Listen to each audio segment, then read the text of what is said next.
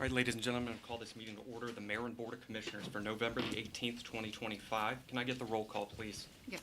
Commissioner Kleiner? Here. Commissioner Pearson? Here. Mayor Marion? Here. Let the record show you have a quorum. Will you rise with me for the Pledge of Allegiance, please? Pledge allegiance to the flag of the United States of America and to the republic for which it stands, one nation, under God, indivisible, with liberty and justice for all. In light of a prayer tonight, I'm going to do a moment of silence. The Board of Commissioners and the Mayor recently learned this morning of the passing of former Mayor Bob Fisher.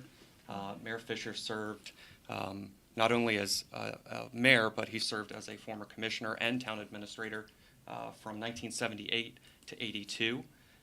And then as a centenarian, well, almost centenarian, at 90, he won his first mayor's election. So our thoughts and prayers are with the family and friends of former Mayor Bob Fisher.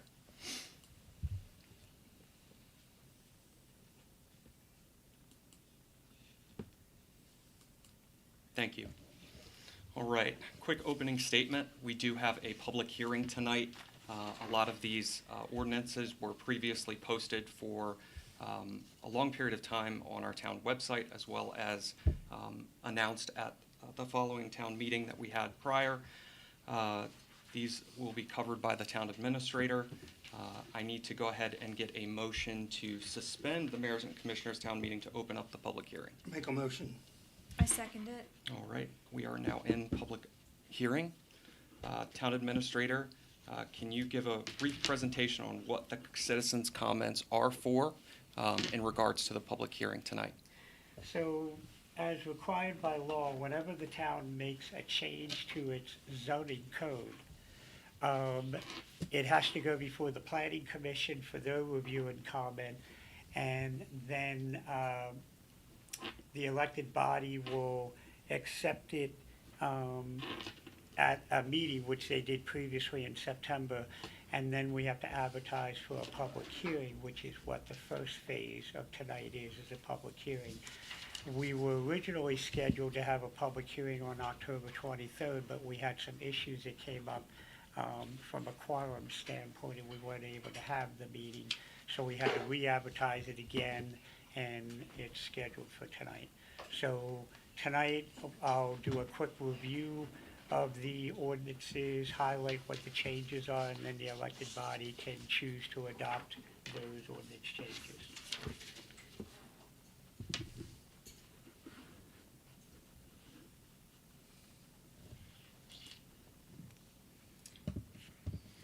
So the first one that we have, would you like me to proceed into those now? Yes, please. Okay. Thank you. I'm sorry, I apologize. I'm trying to get the town attorney on the screen here at the same time. So, the first ordinance we have is ordinance 2025-03, and we have some new people in the audience, so to sort of educate everybody on the process. There's a lot of, we always call it boilerplate language that's in the ordinance, and that basically is at the top. You see it, the name of the ordinance and a general idea of what it's all about, and then you have all your whereases and stuff, the legal nomenclature that you need. Does that help if I? Okay. Can you get a little closer to your mic, Calvin? Get a little closer to it. Scooch it towards you a little bit more. That's good, that should be Okay. perfect.